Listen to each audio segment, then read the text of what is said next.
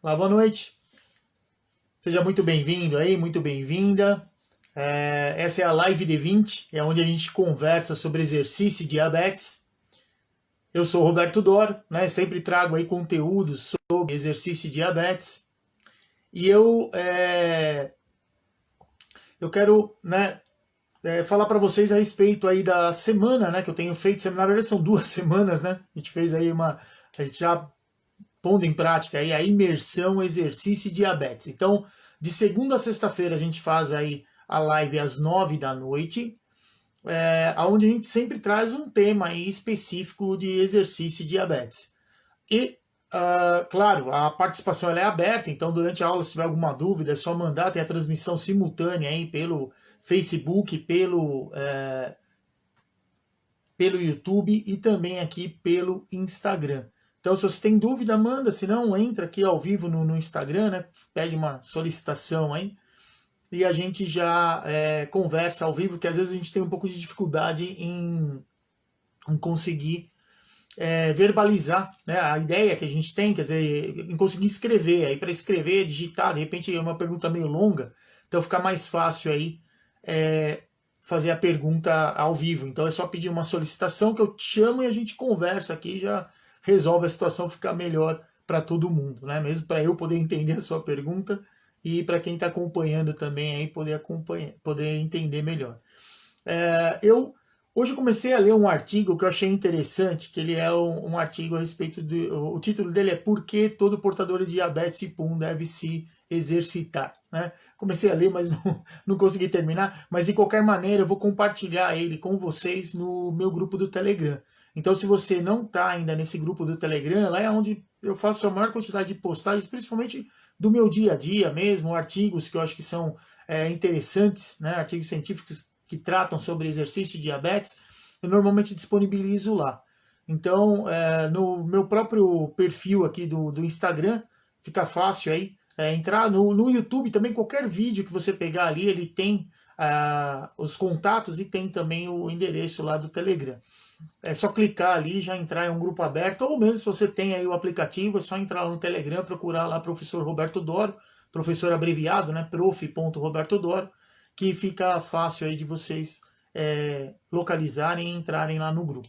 Tá? Então lá eu sempre coloco situações que muitas vezes a gente vai discutindo aqui nas lives, então muitas vezes eu levo lá informações extras, né? Então se você quer se manter aí bastante atualizado em relação a esse conteúdo sobre exercício e diabetes, o Telegram eu acho que é o lugar mais, que é onde é mais rápido para eu postar, é fácil para eu gravar algum áudio, fazer às vezes alguma enquete, é muito mais fácil do que ficar gravando vídeo, editando vídeo, igual a gente faz para poder colocar depois no Facebook, no Instagram. No Instagram e mesmo no IGTV, né? E no Facebook e no YouTube também. Então, muito obrigado, né, por vocês estarem acompanhando aqui a gente. Hoje, eu conversei, né, hoje pela manhã, foi meio de última hora, eu conversei com a Mari, né, ela tem diabetes tipo 1, e ela há um tempo atrás, né, ela acabou me conhecendo. Na verdade, a gente se conheceu em uma dessas lives, na live D20. Ela entrou, né, numa live D20 e comentou algo que tinha acontecido com ela em relação ao exercício, a glicemia dela lá durante o exercício. E aí a gente, né, conversou, a gente acabou se conhecendo.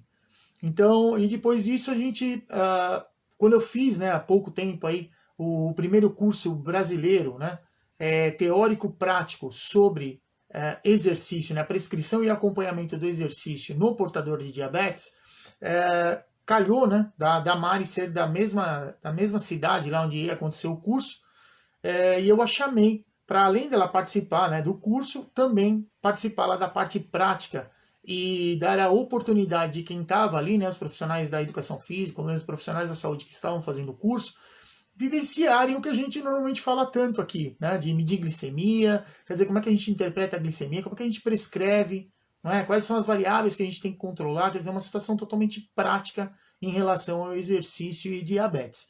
Então eu vou chamar a Mari aqui para a gente poder conversar, né, um pouco. Eu sou já faz bastante, né, uma quantidade de anos aí elevada que eu fui diagnosticado aí com diabetes, mas a Mari, ela é mais recém-diagnosticada. E aí, Mari, boa noite, tudo bem? Oi, tudo bem? Boa noite, Tudo gente. bem. Muito obrigado por você ter aceito o convite, né, de vir aí de última hora, né? Hoje Imagina. pela manhã eu tava vendo, inclusive, uma postagem que você fez, né, ontem à noite ali, que eu achei, né, maravilhoso, ainda mostrei para a Estela, falei, muito legal, que é legal a gente, né, falar, a gente fala bastante, né, traz o conteúdo, mas não são todas as pessoas que conseguem ali pôr na prática diária. E eu acho muito bacana o que você faz, que você, além de pôr na sua prática diária, você ainda divulga isso, né? Isso é que é legal, porque às vezes a pessoa passa por várias situações e acaba não compartilhando com as das pessoas. Eu acho que isso é muito legal, né? Uma coisa muito bacana. E né, eu chamei para a gente poder conversar um pouco, porque você é uma pessoa que eu venho te acompanhando, assim, não tão recém, né, diagnosticada, mas com menos de um ano de diagnóstico, né, que foi quando a gente se conheceu, Isso. e eu tive a oportunidade aí de estar, né, sempre trocando ideia com você, a gente sempre conversando. Então é sobre isso que eu quero conversar. Então, dá uma boa noite aí, pessoal. Fala quem você é, aonde você está, né, em que lugar que você está aí no Brasil. Vamos lá. Boa noite, gente. Me chamo Mari. Eu moro em São José do Rio Preto. Fez um ano e um mês que eu descobri a diabetes tipo 1. Foi difícil no começo aceitar, mas depois que eu aceitei começou a ficar um pouco mais fácil. Que jamais eu imaginaria que teria isso. É interessante você. Isso é uma coisa interessante, porque você mesmo, você teve o diagnóstico um pouco mais tarde, né? É comum a gente ter diagnóstico de diabetes tipo 1 quando criança, né? É bastante frequente. Então, na época que eu fui diagnosticado, quer dizer, eu fui diagnosticado com 8 anos de idade, e aquela época era mesmo, era frequente assim, entre o primeiro e o segundo ano escolar, né? Que foi mais ou menos o que aconteceu comigo. Com o passar do tempo, com essa melhora nos equipamentos, tudo que a gente tem, quer dizer, hoje as crianças recém-nascidas, principalmente as que são filhos de mães né, com diabetes, ou que tiveram alguma alteração metabólica durante a gestação, se faz a medição da glicemia capilar frequentemente. Então, o diagnóstico hoje é muito comum, diagnóstico aí com crianças muitas vezes abaixo, até de 5 anos de idade. Então, é algo que mudou bastante. E uma hora ou outra a gente encontra alguém, que foi o seu caso aí, já na vida adulta, acaba aí desenvolvendo diabetes tipo 1. Então você falou já que você foi diagnosticada aí há um ano e pouquinho, né? Faz pouquinho tempo, recém-diagnosticada. E eu queria que Uhum. você comentasse um pouquinho a respeito do seu diagnóstico, né? Como é que aconteceu aí que você acabou, né, certamente procurando ajuda médica aí e acabou tendo o diagnóstico do diabetes? Então, começou que dentro de uma semana eu emagreci mais ou menos uns 10 quilos. Caramba. Até então, achávamos que era uma virose, né? Aham. Porque a emagrecer, ânsia de vômito, e aí, ok, fomos pro hospital, medicou, voltei para casa. Só que no outro dia eu tava pior, Certo. forças para nada. E aí, meu esposo me Uhum. ligou e falou: não saio daqui enquanto vocês não descobrirem o que ela tem. Até então, eu só me lembro até a parte, vamos internar para ver o que que é. Depois Sim, veio o coma, né? 10 dias. sim. Ah, Não você foi da chegou parte. a entrar em cetoacidose, então. Você ficou na UTI, Então, então.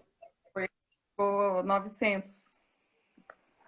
Caramba, olha. Isso aqui é engraçado, né? Isso aí eu sempre comento nos cursos, né? Porque tem um endocrinologista que eu conheço que um dia eu falei para ele, né? Eu falei, poxa, mas qual foi a glicemia mais alta, assim, que você deu entrada em alguém, né? Que você foi atender na UTI? Ele falou para mim assim, foi 1.000. Falei, você está brincando comigo, né? Que o normal é em torno de 100 miligramas por decilitro. Ele falou para mim, não, foi 1.000. Eu achei que ele estava brincando, mas depois eu fui realmente levantar a informação e ele estava realmente falando a verdade. Então quer dizer que você não foi diagnosticada logo na primeira ida ao hospital. Você se sentiu mal, foi como você estava com um processo é, aparentemente aí meio de desidratação, eles trataram a desidratação e te mandaram embora, então. Só que aí só piorou o quadro, né? Exatamente. Caramba. E me fala uma coisa, você já fazia exercício antes de ser diagnosticada? Como é que foi essa história aí? Tá. Inclusive, um dos médicos falou: a sorte é que ela faz exercícios físicos, senão talvez não sobreviveria. Caramba, Mas olha eu isso. estava todos os dias, de segunda a sábado. Tenho funcional, tenho musculação, tenho a dança, tem as corridas de rua. Que Então é bacana.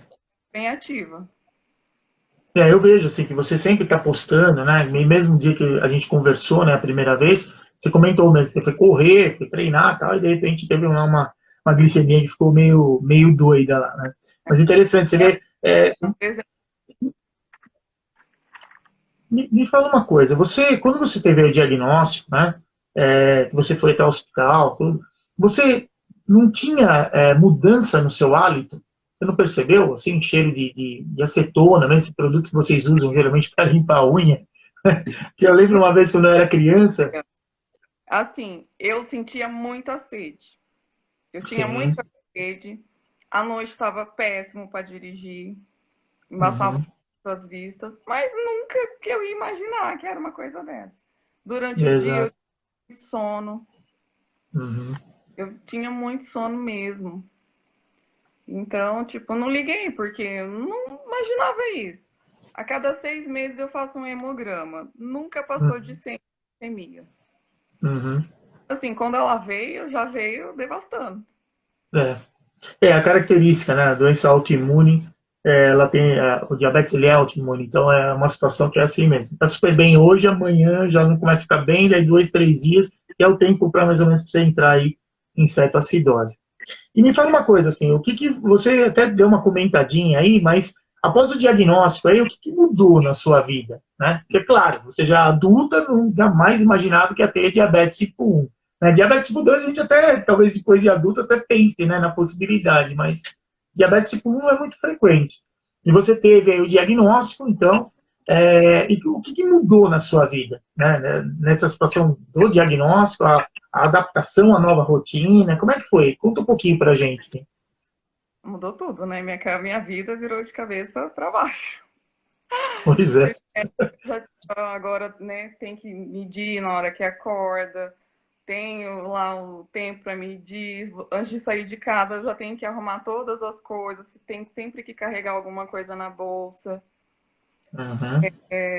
A rotina dos exercícios também. Antes eu treinava muito em jejum, hoje eu já não posso fazer mais isso. Já não consigo Se mais. fizer, se fizer faz hipo.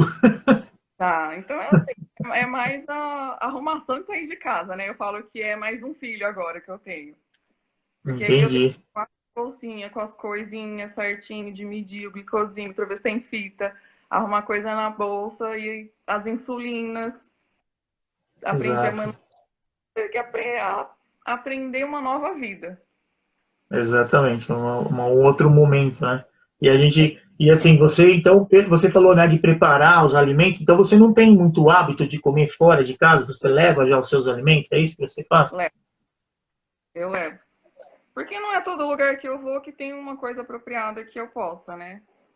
Uhum. Então eu prefiro arrumar já uma fruta, uma barrinha ou uma outra coisa já na bolsa, que aí já tá ali fácil para mim. Ah, entendi, bacana. No fim dá uma trabalheira, né? É algo que a gente muda totalmente a nossa rotina, né? Isso aí não tem como ser de outra maneira, né? E eu queria que você contasse pra gente aí como é que foi, quer dizer, você recém-diagnosticada, fazendo exercício, entrou numa rotina totalmente diferente, teve que aprender aí a preparar as dosagens de insulina, fazer, né, a insulina basal, certamente se aplica aí uma vez por dia, mas a de curta duração tem que aplicar mais vezes, não tem jeito, essa é a rotina que a gente tem. Ah, eu queria saber assim, como é que você tomou conhecimento, por exemplo, da minha existência, né? Porque quando eu a conheci, eu te conheci numa live, de repente você apareceu. Então, eu queria saber, queria que você contasse, assim, pra gente como é que foi essa questão de você, de repente, saber que tinha, ó, tem um maluco lá que tem diabetes tipo 1 e o cara fala de exercício de diabetes, tal, esse tipo de coisa. E que você compartilhasse com a gente essa informação. Então, foi através de um amigo, né, Leandro Varik, ele me mandou no WhatsApp uma mensagem falando que você entendia sobre o assunto, que era legal os posts que fazia e tal. Ele falou assim, seria bom você seguir, já que você tem a mesma coisa. Uhum, Comecei a seguir, comecei a olhar os conteúdos, aí já procurei no YouTube para ver os vídeos. Até que te achei aquele legal. dia Eu tinha acabado de correr. Ah, é? Eu lembro que você falou, olha, eu corri, cheguei aqui agora e a glicemia aumentou, ficou uma coisa toda descontrolada. Então foi super bacana, assim, o que aconteceu, né, naquele dia lá. Porque vai baixar, né? Sim, Então eu comecei a correr, ela tava normal, tava. Só que aí depois que eu cheguei na casa de uns amigos e medi de novo, eu falei, uai, 300. Aí você tava na live, eu até te perguntei, né? Não deveria ter foi. abaixado? Que é o que a gente espera que aconteça, né? Quando a gente tanto fala, né? O exercício, para quem tem diabetes, vai baixar. Mas é o que eu sempre comento, né? Que a gente fala da. Você mede a glicemia, você tem aquela medida ali, mas a gente não sabe. Aquele valor, ele é transversal. Quer dizer, você mede agora, você sabe que está aquele valor. Então, você não sabe o que está acontecendo dali para frente. Se ele está indo daquele valor para cima, ou está indo dali para baixo. Por isso que a gente tem que ficar atento, né, a outras situações aí, por exemplo, relacionado ao que comeu, que foi mais ou menos o que tinha acontecido com você aquele dia, né? Você tinha comido lá crepioca, acho que era, né? Alguma coisa assim. Que a gente sabe que tem aí uma carga, é um carboidrato complexo, que tem uma carga glicêmica alta, né? Média alta. Então, o que acontece? Você, durante o exercício, foi chegando aquele monte de glicose lá no sistema e o exercício ali ele acabou sozinho, provavelmente tinha pouca insulina, ele acabou não sendo eficiente o suficiente ali para conseguir diminuir.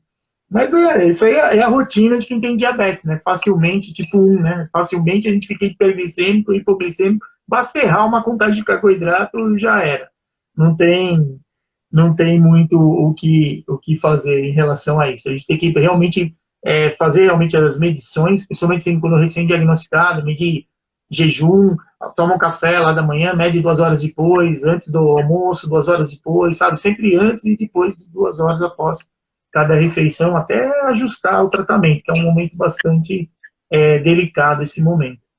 E você, né, claro, eu comentei, né, há pouco, a gente fez aí o curso, o primeiro curso, né, porque é curso em pós-graduação, curso falando sobre diabetes, eu faço isso há muitos anos, mas foi a primeira vez que a gente conseguiu oferecer ali para aquelas pessoas que estavam ali fazendo o curso a oportunidade de monitorar ali a nossa glicemia e prescrever o treino e acompanhar a gente. Então, eu acho que isso foi um negócio super bacana, né? Foi uma oportunidade que você acabou, né? Você vê que a gente se conheceu e acabou acontecendo, então a gente conseguir dar essa oportunidade, foi muito legal. Eu queria que você contasse um pouco, então, da sua experiência, né, de ter participado lá do curso, que teve uma carga teórica, né, enorme ali, porque é muita informação, realmente, quando a gente fala de exercício e diabetes, muitas pessoas, né, tanto às vezes as pessoas que têm diabetes, ou principalmente os profissionais de educação física, né, que trabalham com quem tem diabetes, não tem muita ideia, né, de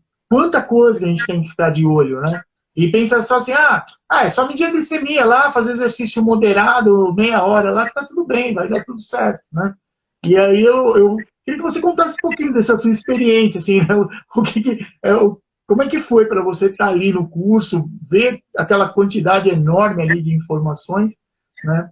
E, e depois eu queria que você também comentasse aí a respeito da sua participação na parte prática, né? Porque além de ter assistido o curso ali com todo mundo, você também depois foi lá junto comigo ali fazer o exercício para dar a oportunidade deles entenderem o que acontece com a gente quando a gente faz exercício. Não, e o curso veio numa hora muito boa, né? Até porque então, como eu te falei, eu ficava muito perdida ainda em muitas coisas, né? Tinha muitos Uhum, medos na cabeça. Então, assim, no curso eu aprendi com clareza, assim, as coisas que vêm a longo prazo, né? Se você não seguir ali um ritmo certinho, mais preciso possível. Aprendi, né, os tipos de exercícios também que devem ser feitos. Até então eu não sabia disso, que era moderado, não moderado. Eu sabia que eu tinha que fazer. Então eu só ia para academia ali, e as intensidades, né? Igual você ensinou as intensidades, eu aprendi a contar os carbos, que eu não sabia a importância disso. isso aí foi, isso aí foi nas nossas conversas paralelas, né? Eu vou te dando umas dicas de como contar carboidrato, porque realmente você vê que isso faz diferença, né? Inclusive ontem você fez uma postagem, quero até comentar, porque eu fiquei assim, achei muito bacana, né? Que você, por algum motivo, né? Porque assim, acontece, já aconteceu comigo, né? Acontece com frequência, tem dias que a glicemia da gente fica mais alta mesmo. E você estava ali com glicemia super alta, tal, e de repente você foi lá, fez exercício e depois coloca lá uma glicemia de 98. Olha aí. Né? Então isso é muito bacana, né? Entender isso. Não, E ontem me fala ela uma tava. coisa, foi sumiu o seu áudio, fala de novo. Ontem ela resolveu ficar rebelde, né? Às vezes ela fica assim. Fica, então. E você lembrou de hidratar bastante ali, que estava, né, acima de 300, então a tendência natural é desidratar rápido. Eu não sabia disso, que quando ela tava alta, a gente tava desidratando, por exemplo. Pois é, né? E aí você lembrou de reidratar, de tomar mais água e tal, e aí foi tranquilo. Também. Hoje eu bebo muito mais água do que antes, né? Porque Ah, enquanto você não mede, você não sabe como que ela tá ali, né? Então, já fico ali com a minha garrafinha ou com o meu copo do lado e assim vai o dia inteiro. que legal. E eu queria que você, né, você comentou aí que tomou conhecimento de várias coisas que são importantes, né, principalmente para a gente que tem diabetes, ter conhecimento, porque tudo isso, esse conhecimento que a gente tem, a gente consegue colocar em prática, né? A gente é forçado a pôr em prática. Ou se não põe, né, assume todos os riscos aí que a gente comentou.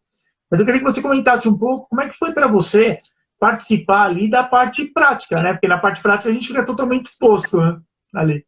Você vira o centro das atenções e vai lá fazer exercício, está todo mundo olhando para você, está medindo sua glicemia. Como é que foi? Como é que foi para você?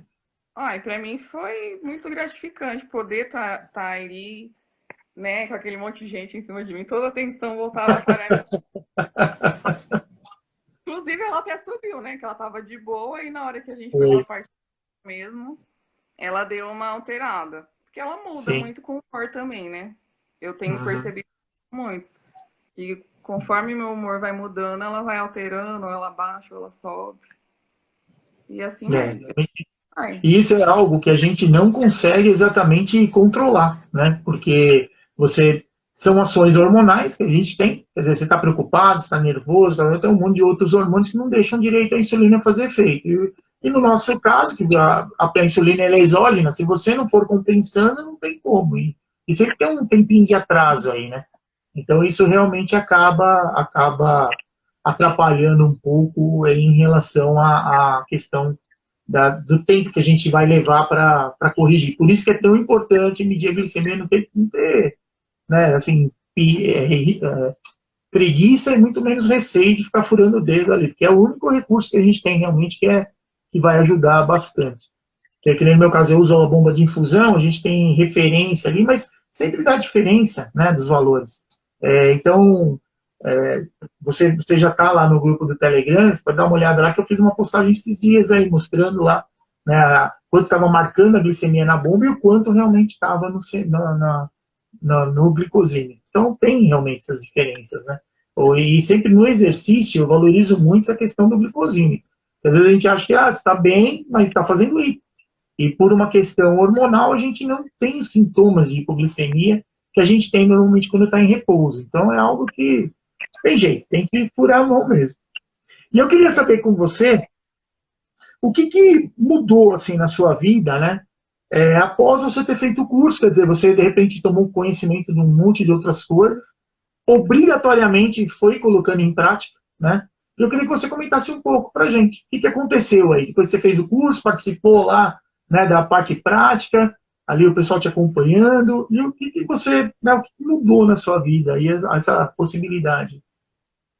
Então, no curso também eu aprendi as dosagens corretas da insulina, né? Uhum, Depois do curso, eu comecei a ter bem menos hiper, porque ficava muito, 200, 270. Era difícil fazer 300, mas aí lá teve uma parte que você falou muito sobre isso, e aí começamos a testar. Depois do curso também conversamos sobre isso. sim. Eu tinha Uhum, muito hiper, então isso mudou muito para mim. As dosagens certinhas. E até então, prescrito, eu só tinha que tomar uma log 3 vezes ao dia. Não tinha uhum, correção ao longo do dia. Então eu uhum. media só após as refeições, 2 horas depois, e pronto. Se durante o dia eu ficava com hiper, eu não sabia, porque eu não Uhum. tinha a quantidade de vezes, igual você ensinou, por exemplo. Então, Sim. assim, hoje eu tenho bem menos. Geralmente ela altera quando eu tô com humor, né? Meio bravo. Fica tranquilo, não é só você, não. Eu também.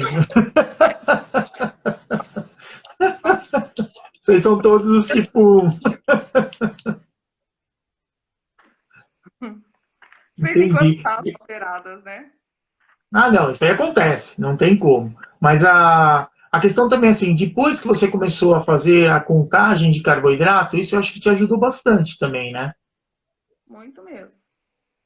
É muito raro ela É, estar com 200 e tanto. exato. O meu É, diarinho tá tudo azul. então, olha que bacana, né?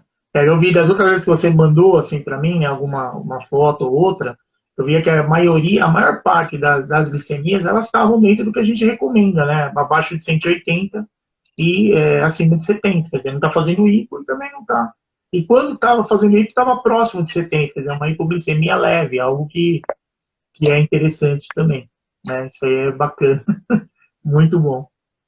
Eu não sabia também era que tinha que se medir a glicemia antes e depois do exercício.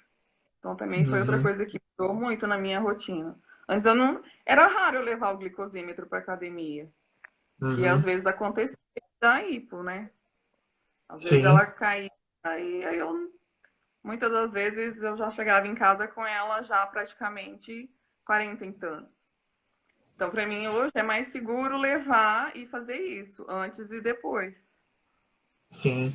Que isso aí, assim, a gente sempre comenta, né? O legal o mínimo que a gente tem que fazer é isso, né? Você mede antes de fazer exercício, faz lá a sessão de exercício, mede no final. Mas a questão se quando você vai começar a fazer o exercício, você já está fazendo uma hipoglicemia, ou está próximo de fazer uma hipo, ou o inverso, está fazendo hiperglicemia, aí além de medir antes e no final, também é interessante medir no meio ali do exercício para a gente ver se está indo para onde a gente quer. Porque, infelizmente, você já teve já um quadro de cetoacidose quando você foi diagnosticado. Né? Eu, na minha vida, eu tive duas cetoacidoses nesses 40 e poucos anos de diabetes. Uma foi quando eu era criança, que eu não sei exatamente o que aconteceu, porque teve um domingo que eu fiz muito exercício, na segunda eu fui para escola e durante uma prova lá comecei a me sentir mal. E aí foi quando eu fiz a primeira cetoacidose, eu tinha 12 anos na época. E uma outra foi mais recente, um pouco, eu tinha sofrido um acidente de moto e eu não vi que o catéter, quando eu caí, o catéter da bomba ele estrangulou, então ficou sem mandar insulina. E eu fiquei hiperglicêmico durante o período e acabei entrando em cetoacidose de novo. Mas muitas vezes com o exercício, se a gente não monitora essa situação e vai lá fazer o exercício, você pode, inclusive, acelerar esse processo de entrar em cetoacidose. Você está com a glicemia muito alta, tá, né? Então, são situações que a gente sempre medir a glicemia antes e depois é o que é recomendado, precisa realmente fazer. Agora, se está alterado no início do exercício, está muito alto, está muito baixo, compensa ela com carboidrato e mede no meio, e se estiver muito alto também. Né? Se for necessário fazer suplementação, que isso acho que foi uma coisa também que você aprendeu, porque você tentou fazer né, com uma glicemia um pouco mais baixa, estava lá com 180, você foi compensar essa glicemia, foi ladeira abaixo. Verdade. Né? Então, quer dizer, são situações que a gente vai. Assim, quem tem diabetes tipo 1, ele aprende na marra, mas quando a gente tem conhecimento, geralmente ajuda bastante nesse sentido. Me Né? ajuda sempre, porque na hora que eu tô com algum medo, alguma dúvida, alguma coisa assim, eu já. Porque eu tenho essas Exato. coisas, tenho medo às vezes. Porque já aconteceu outro dia de ela baixar e eu bati o carro, igual eu te falei.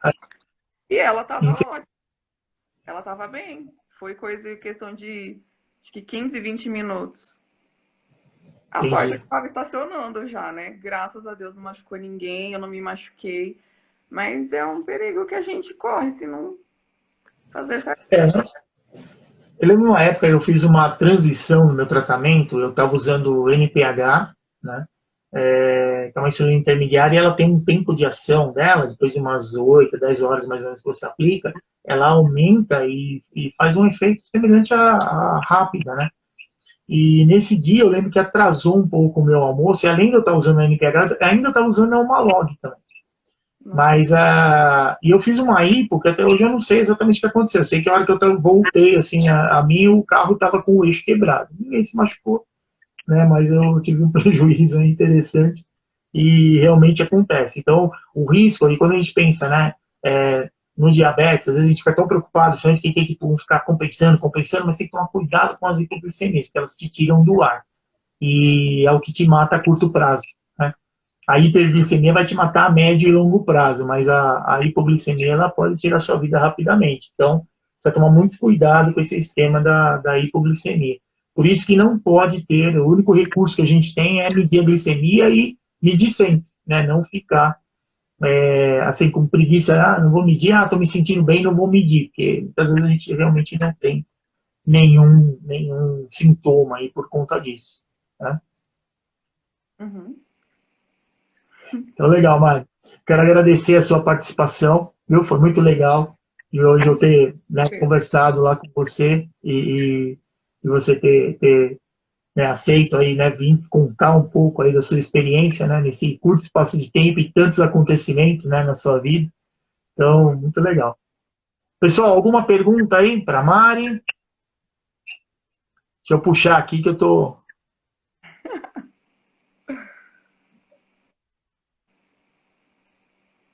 Luana está aí também, boa noite. Emanuel. Ei, O Luaninha. pessoal, Rodrigo. Tudo bem, Rodrigo? Seja bem-vindo. A Luaninha a gente marcou de fazer um exercício depois de passar essa pandemia. Quem? A Luana. Ah, vai fazer com você? Que bom. O legal é isso, né? Isso é bacana. Ah, de novo. É, muito legal. Mas é isso aí. Então, legal. Muito obrigado por você ter aceito. Por favor, né? Se despeça aí do pessoal. Obrigado eu. Boa noite, gente. Boa noite, então. Até mais. Obrigado, viu? Até mais. Obrigado eu. Falou.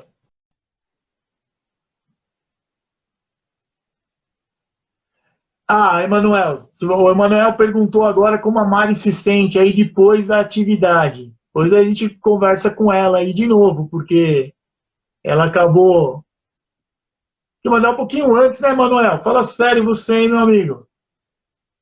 Espera aí que já já ela responde aí pra gente. E aí, Johnny, boa noite. Tudo bem? Fala, professor. Boa noite, tudo bem? Tudo tranquilo. Que legal você estar participando, hein? E aí, Vai ser um prazer bater esse papo aí. Que legal, cara. Tava Ô, acompanhando que a Mari tava relatando, hein? sim, estava acompanhando. Aí eu vi o comentário da Mari, até achei interessante, né? Falei, deixa eu até entrar. Aí tinha perguntado para um médico, né? Qual foi o máximo de glicemia que ele tinha atendido, né? Que ele falou 1.000. Foi. Se eu falar, você vai acreditar. A minha mãe chegou no hospital sem saber isso daí há muitos anos. Ela tem diabetes há mais de 30 anos. Ela foi para o hospital uma vez, a glicemia dela estava em 900. Nossa, cara. 900. O pessoal ficou perplexo de como que ela chegou.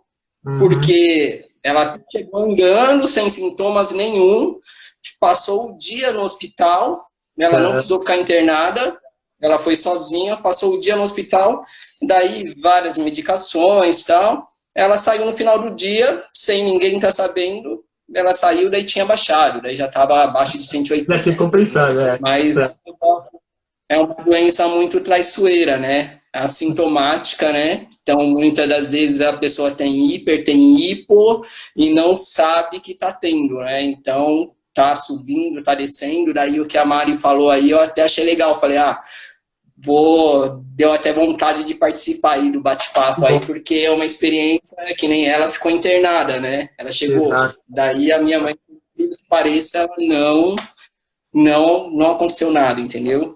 Então eu falei, caraca, isso foi demais. Realmente, assim, que são duas situações que a gente tem. Sua mãe ela é tipo 2, né? Diabetes tipo 2, sua mãe, né? Tipo 1. Ah, tipo 1, sua mãe? Olha que legal. Eu tinha entendido que ela era tipo 2, ela é tipo 1. Caramba, cara. Porque muitas vezes. Porque o que acontece, né? No tipo 1, como a gente. O corpo, né? Começa a produzir uma quantidade muito inferior de insulina do que a gente precisa, então rapidamente você tem os sintomas mesmo, não tem jeito. E a maioria das pessoas entra em certa acidose metabólica.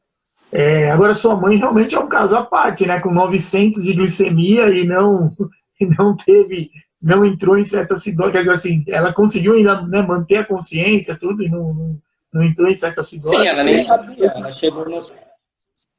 Ela nem sabia. Ela chegou no hospital para fazer o exame de rotina, que ela tinha consulta marcada. Ela não foi porque estava passando mal. Ela foi para uma consulta de rotina.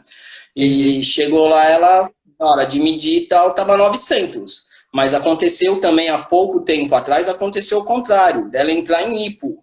Quando ela entrou em hipo, que foi à noite dormindo, aí, minto, não foi nem à noite, foi no começo da tarde. Ela começou, à tarde para a noite, começou a passar mal, ela entrou em hipo. Aí sim, aí o negócio foi feio. Daí teve que chamar o resgate, o SAMU, porque eu não moro com ela, moro longe, tal, nem sabia do acontecido. Aí Sim. quem estava em casa também não sabia que ela estava com um quadro de hipo, né? Aí Sim. minha cunhada chamou o SAMU, tudo para poder ir lá, entendeu? Daí estava abaixo de 50, tá 45, alguma coisa assim. Caramba, cara. E ela daí sentiu mal. O detalhe é assim, às vezes, né, que acontece? A Estela, minha esposa, ela já passou já por vários apertos comigo. Então, a gente, nessa época que eu usava a NPH aí junto com a Malog, era comum, às vezes, eu fazer hipoglicemia durante a madrugada. Então, ela várias vezes, mas como ela já sabia mais ou menos os sintomas, assim, então ela. E até teve um episódio que foi engraçado, né, com a gente, porque tava trabalhando bastante, tinha treinado, né, tava meio desbagaçado. E eu, à noite, né, comecei a me mexer um pouco, não estava dormindo direito. Ela, achando que eu estava com hipoglicemia, foi lá e me colocou um copo com água e um monte de açúcar e deu para eu tomar, que depois, no outro dia, eu fiquei horas para conseguir depois compensar minha glicemia. Não tinha nada a ver com hipo, mas ela, na suspeita, ela falou, né, na suspeita vamos errar aí por excesso de zelo. Mas realmente essa Com questão da certeza. hipoglicemia, cara, é o que mais preocupa. Pelo que eu tenho percebido lá com a minha mãe, o quadro de hipo é pior do que a hiper, né? A hiper você ainda consegue regular, você toma dose de insulina, é mais fácil. Agora a hipo já não tem como. Se vê que agora ela melhorou muito, que agora ela aumentou muito o nível de atividade, né, dela, principalmente dos exercícios aeróbicos. Daí sim. Então, agora ela tá conseguindo melhorar. E a alimentação, né? E a alimentação que está conseguindo dar uma balanceada, porque ela não tinha ideia de contagem de carboidrato, sempre se alimentou mal. O ruim é isso, quem diabetes tipo 1 gosta muito de doce, que nem no caso da minha mãe, ela não comia muito, ela não Sim. gostava de se alimentar, não sentia fome, mas comia doce, comia muita besteira. Isso Sim. daí só foi agravando, né? Então, perdeu 70% de uma vista, então aqueles riscos as causas do diabetes, né, normal. Mas agora estamos conseguindo controlar com diabetes, né? Inclusive ontem até nós estávamos conversando sobre, eu fui diagnosticado como pré-diabéticos, né? Então, há 3 anos aí, daí já acendeu a luzinha vermelha, né? Então já tive que mudar também hábitos, alimentação, que também são formigão, e para poder controlar isso daí. Graças a Deus, agora consegui, porque sempre fui ativo, né? Nunca fui sedentário. Certo.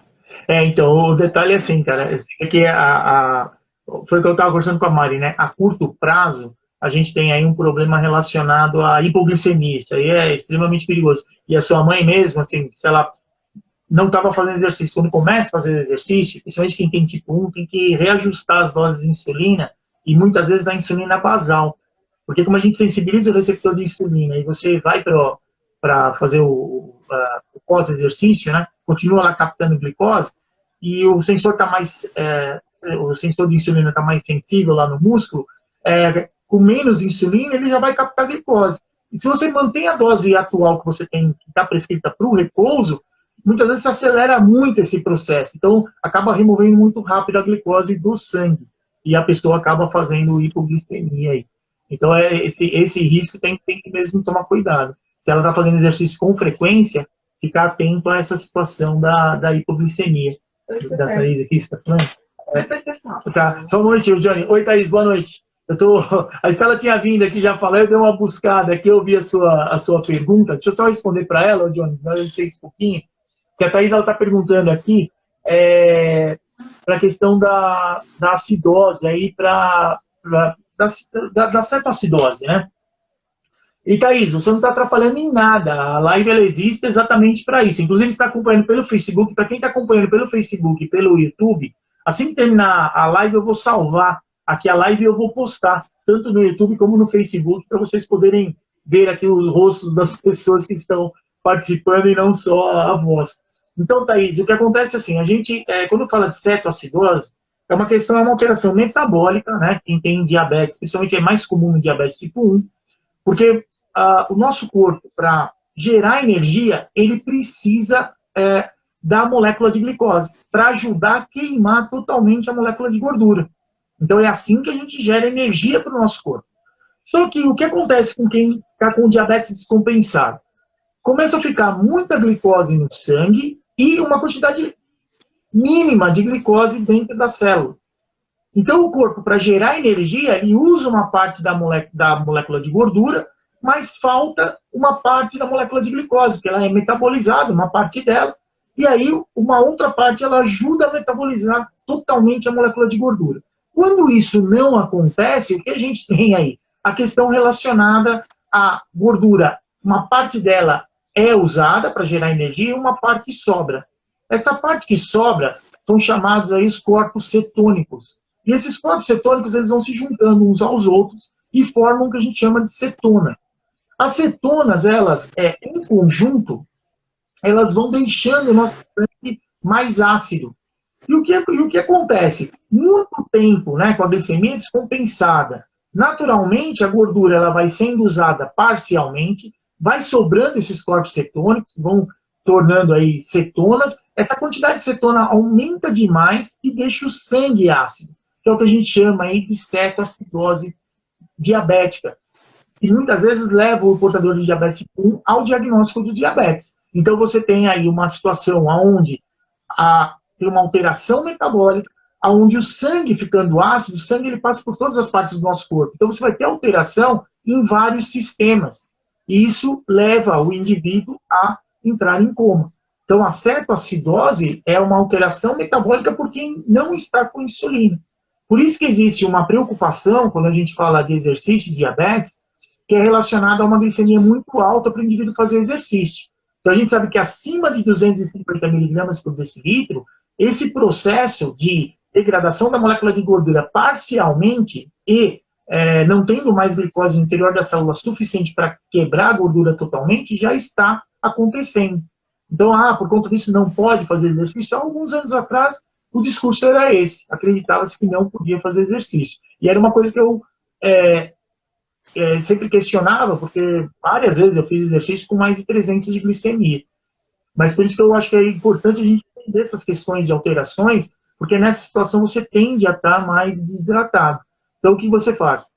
Mais água, né? Suplementa lá, corrige com um pouco de insulina de curta duração e vai fazer o exercício. 20, 30 minutos para e mede a glicemia para ver se está baixando. Se ela continuar aumentando, aí realmente não tem jeito. A gente tem que parar de fazer o exercício e esperar compensar. Porque aí existe o risco de entrar em cetoacidose diabética.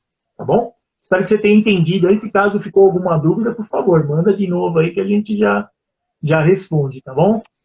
Então, Johnny, e você realmente estava já com a sua glicemia de jejum alterada, né? Tava com a glicemia de jejum alterada. E porque eu faço o exame uma vez por ano. Aí deu alteração, deu 110, né, em jejum. Aí acendeu a luzinha lá, daí no caso não seria atividade física, porque eu sempre gostei de fazer, né, então praticava muito corrida, menos musculação, mais corrida.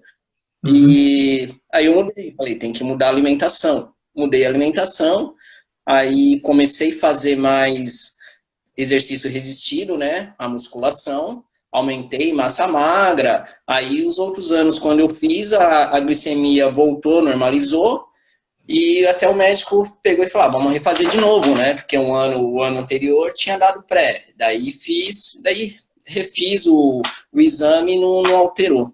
Só não fiz o de glicemia glicada, né? Mais ideal, né? Da hemoglobina glicada. É que assim, o que acontece? A hemoglobina glicada, ela é sempre retroativa, né? Então você fazendo hoje, você vai saber como estava a sua média de glicose no sangue nos últimos 3 meses. Então é uma referência, porque muitas vezes, qual é o grande problema que a gente tem quem tem diabetes, principalmente diabetes tipo 2? Quem tem diabetes tipo 2, muitas vezes pela manhã, ele tem a glicemia normal. Não é difícil dar alterado. Só que, depois que ele come, muitas vezes fica acima de 140 miligramas por decilitro. E isso não é pego nos exames, a não ser que a pessoa tenha, às vezes, alguém em casa que tenha diabetes e resolva medir lá 2 horas depois que se alimenta e, de repente, vê que está tendo alguma alteração no metabolismo da glicose. Mas não é algo frequente. Então, passa desapercebido. E, claro, a pessoa come hoje, ele fica lá com 160, 160 e pouco por meia hora, 1 hora, e depois esse tempo ele vai aumentando, até que começa a alterar a glicemia de jejum. Então, primeiro se altera a glicemia na pós-carga, que é quando é mais difícil de diagnosticar. Então, hoje já se usa a hemoglobina glicada como referência. Então, se ela está com valores abaixo ali de 5,7% de glicosilação, entre 4,8 e 5,6, então quer dizer que não tem alteração nenhuma, está dentro do padrão normal. Se ela estiver acima de 5,7 e abaixo de 6,5, então de 5,7 até 6,4% de glicosilação, aí já diagnostica que o indivíduo realmente já está com pré-diabetes. Mesmo muitas vezes ele tem na glicemia de jejum sem ter alteração. Então é algo que complementa, né, o teste. Porque antigamente que a gente tinha como referência, fazia a glicemia de jejum e tinha alguma alteração, fazia o teste oral de tolerância à glicose. Então, em jejum fazia a medição, 8 horas de jejum, tomava uma sobrecarga ali com 75 gramas de carboidrato, depois media, né, meia hora, 1 hora e meia, 2 horas. Então você faz o que o pessoal chama de curva glicêmica, que era para ver se o corpo conseguia compensar isso. Mas aí, com o passar dos anos, foi se percebendo, depois que se padronizou, né, porque antes cada um usava um kit diferente para fazer a medição da hemoglobina glicada, então muitas vezes você pegava o seu teste de hemoglobina, tinha lá que a medida era, sei lá, o bom era abaixo de 6, fazia um outro era 4 ponto alguma coisa. Aí depois, com o DCCT, que foi um grande estudo, né, que foi feito para estudar as complicações do diabetes, principalmente no diabetes tipo 1, eles colocaram que o ideal era menos que 7%, e se tentou, né, hoje já praticamente é padronizado, o kit que se usa, né, um kit que é reconhecido tendo sido usado por eles. Então, a referência é a mesma. Então, hoje a gente tem esse padrão, coisa que não se tinha anos atrás, porque não tinha essa padronização do kit que era usado. Então, cada hora dava uma medida diferente e ninguém sabia muito bem como interpretar isso.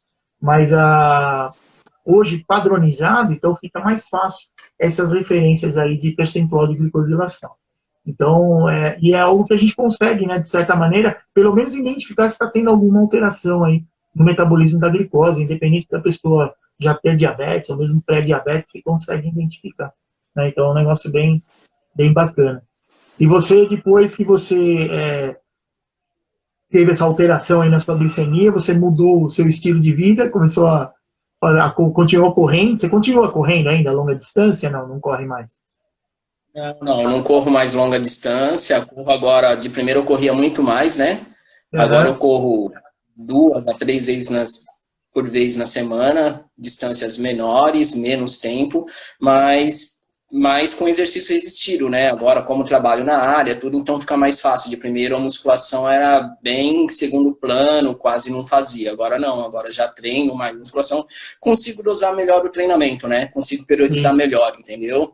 De primeiro não tinha muito dessa noção, então corredor, quem gosta de correr, gosta de ficar correndo, né? Então sai correndo, tem... Daí depois comecei, entrei na área, daí você já tem uma noção, daí você já começa a trabalhar melhor as capacidades aí. Exatamente, porque hoje, né... Agora, graças a Deus, normalizei. Esse ano ainda não fiz o teste, né? Então, mas creio que não tenha alterado, espero que não. O que acontece é assim, mesmo que, vamos supor que você tenha predisposição a ter diabetes tipo 2, se você se mantiver ativo e dentro do peso que é indicado, né, para a sua estrutura, a sua composição corporal, você manter ela dentro de um padrão que é saudável, raramente você vai ter problema. Depois tempo, estiver já lá bem velhinho, mas enquanto isso não acontecer, né, se manter dessa maneira, aí a gente sabe que é interessante. E hoje eu estava vendo uma live, né, de um médico que é endocrinologista, e ele estava comentando a respeito, né, dessa situação da, da importância do treino resistido, né, mesmo para as pessoas que têm diabetes. Porque a gente vê mesmo, o pessoal que geralmente curte, né, por exemplo, corrida, ele só corre. Ele esquece, né, de fazer a manutenção da estrutura, principalmente relacionada aí a fortalecer a musculatura, principalmente de membros inferiores. Né? Então, muitas vezes acaba aí tendo lesão pelo próprio esforço que foi feito sem ter preparado para aquilo. E quem tem diabetes tipo 2, a ideia é o indivíduo ganhar massa magra, ou pelo menos fazer a manutenção para manter a autonomia, né? Já que a gente vai envelhecendo, para evitar aí a sarcopenia, né? Que vai perdendo massa magra. Então, negócio bem bacana. E a musculação, cara, é engraçado. Teve o primeiro trabalho que eu lembro de ter lido sobre exercício em sala de musculação para quem tem diabetes, tipo 2, foi publicado em 1997. E eles fizeram um treino em circuito. Depois, em 2000, acho que 2001, se eu não estou enganado, foi publicado um outro trabalho, eles trabalhando em hipertrofia nas pessoas. E nesse primeiro que eles fizeram no circuito, a hemoglobina glicada ela melhorou lá em 0,6%, ela diminuiu. E quando eles fizeram o treino resistido, pelo mesmo período, lá em torno de 4 meses, a hemoglobina glicada ela diminuiu em 1,2%. Então, o que mostra aí que o músculo hipertrofiado ele é um sítio de ação interessantíssimo para captar glicose e manter o nosso metabolismo trabalhando de um jeito que a glicemia ela se mantenha aí mais dentro de um padrão adequado para o tratamento de diabetes. Então, é algo que é interessante, que às vezes as pessoas têm um pouco de preconceito em relação ao trabalho, né, resistido, trabalho em musculação, por exemplo. E a gente sabe que o treino resistido dá para a gente fazer também dá para a gente fazer o treino resistido com o peso do próprio corpo, por exemplo, com elásticos, né? Adapta. Agora está um pouco mais. As pessoas estão tomando mais conhecimento disso, porque está todo mundo isolado socialmente, então está todo mundo passando aula, coisa assim, para a pessoa adaptar ali do jeito que ela tem na casa dela. Então, acho que hoje, né, nesse momento de isolamento social, acho que tem muito mais gente fazendo trabalho de fortalecimento muscular. Então, isso está sendo, assim, de certa maneira, está sendo algo positivo aí para a gente. Eu acho que agora com esse isolamento, infelizmente, né, com o isolamento, eu creio que a tendência é as pessoas até melhorarem um pouquinho a qualidade de vida, né, por conta de várias lives que tem, treino em casa, então todo mundo, várias pessoas postando, treino em casa, não sei o que, elástico, treinamento com o próprio peso corporal. Então, de primeira as pessoas não treinavam porque elas não tinham tempo, agora Sim. Elas têm esse tempo. Então, eu creio que com um mês de isolamento, a pessoa pegou esse hábito. Eu acho que quando nós voltarmos à nossa normalidade, eu creio que a pessoa vai ter uma aderência melhor agora com o exercício físico. Espero eu, né? Que as pessoas consigam melhorar. Isso daí vai pro resto da vida. Nós como profissionais de educação física, essa é a esperança que a gente tem, que a gente sabe o quanto o exercício é importante aí para evitar que as pessoas fiquem doentes, né? Que já tem vários trabalhos publicados que antes era assim, faz pelo menos 30 minutos de exercício todo dia aí que vai ajudar. Hoje a gente sabe que não é assim, que existe uma relação direta das horas que você passa sentado. Então, quer dizer, para cada quantidade de horas lá, você aumenta seu risco cardiovascular lá muito mais, né? Então é uma coisa que pelo fato de você se movimentar pouco, você já tende a inatividade física, ela complica. Inclusive nos indivíduos que só fazem 30 minutos, por exemplo, de exercício por dia e ficam o resto do dia sentado. Então já tem trabalhos publicados a respeito disso também. Em cima disso daí, por exemplo, a pessoa faz 30 minutos de atividade por dia, muitas já acho que já não são mais, que já saíram do sedentarismo, né? E não é bem por aí, né? Então, não é só o exercício, 30 minutos de exercício físico. Então, tudo engloba uma atividade que você faz no decorrer do dia. Você faz lá 30 minutos, depois fica sentado o resto do dia e não tem como. Não tem mais jeito. Então é isso aí. Johnny, muito obrigado por você ter participado. Eu vou encerrar aqui, porque já está dando tempo e o Instagram não tem boi, cara. Eles chegam e tiram a gente do ar mesmo. Tá bom? Foi um prazer falar com você. Tá certo. Muito obrigado, viu? Prazer todo mundo. Valeu, Obrigado e parabéns pelo trabalho. Valeu, muito obrigado. Até mais.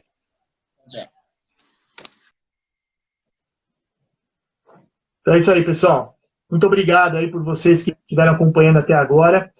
Amanhã, às 9 da noite, a gente volta aí a fazer a imersão exercício e diabetes. Então, a partir aí de amanhã, às 9 da noite até sexta-feira, a gente vai todo dia aí conversar de novo, cada dia aí num tema diferente sobre exercício e diabetes. E eu, assim que eu terminar aqui a live, assim que o Instagram liberar ela, eu já salvo o arquivo e coloco aí no Facebook e também no YouTube, né? Para quem está acompanhando aí pelo Facebook e pelo YouTube, poder ter a imagem aí das pessoas. Mari, muito obrigado, viu? Boa noite, valeu por ter participado, obrigado a vocês que estão aí.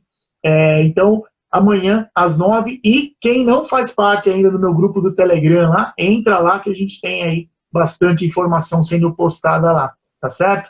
E é isso aí, pessoal. Amanhã a gente se vê, então. E lembrem-se, exercício é tudo de bom para quem tem diabetes. Boa noite, até mais.